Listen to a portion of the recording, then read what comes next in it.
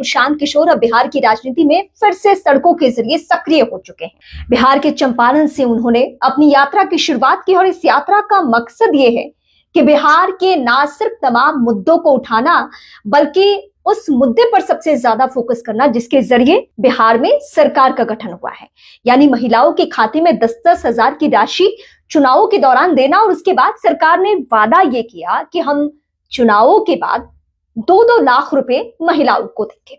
अब प्रशांत किशोर ने चुनाव परिणाम के ठीक बाद कह दिया था कि हम महिलाओं के हक के लिए लड़ेंगे। वो हार कर बैठने वालों में से नहीं है, वो एक बार फिर से निकल पड़े हैं।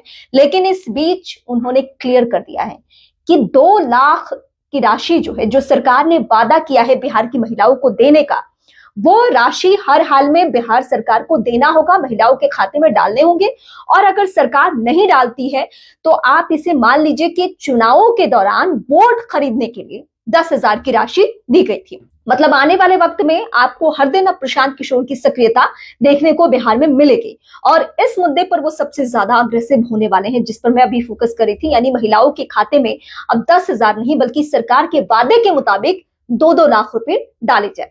वैसे अभी नीट का मुद्दा बहुत ज्यादा छाया हुआ है और नीट के मुद्दे में अगर आप कह सकते हैं एसआईटी गठन भी तब हुआ जब प्रशांत किशोर जहानाबाद में पीड़िता की मां से मिलने, उसके परिवार के सदस्यों से मिलने पहुंचे हुए थे। और उसके बाद एसपी से उन्होंने मुलाकात की, सिटी एसपी से, और फिर जाकर ये मामला और भी आगे बढ़ा। एसआईटी का गठन हुआ। अब भले सीआईडी से लेकर सीबीआई तक का दखल है, लेकिन हाँ, शुरुआत प्रशांत किशोर ने की थी। और कुछ लोगों को शिकायत इस बात की थी कि प्रशांत किशोर की सक्रियता नहीं है, अब वो बिहार की राजनीति से खत्म हो चुके हैं, अब कुछ हासिल नहीं होने वाला है। लेकिन हाँ, राजनीति आपको मौके जरूर देती है।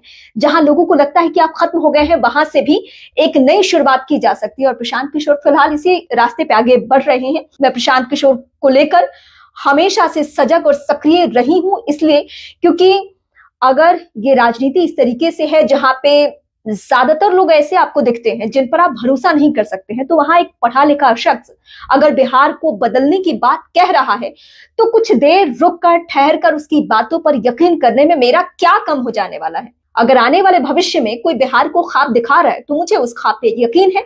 और मुझे लगता है कि प्रशांत किशोर अगर सक्रिय हो रहे हैं, अगर वो बिहार के मुद्दों पर बात करते हैं, तो जाहिर सी बात है कि बिहार सरकार पर प्रेशर बनेगा और जहां जहां पे खामियां होगी वहां वहां पे सरकार अपने स्तर पे खामियों को दूर करने की कोशिश करेगी। इसीलिए कहा गया है कि लोकतंत्र में विपक्ष का मजबूत रहना बहुत जरूरी है।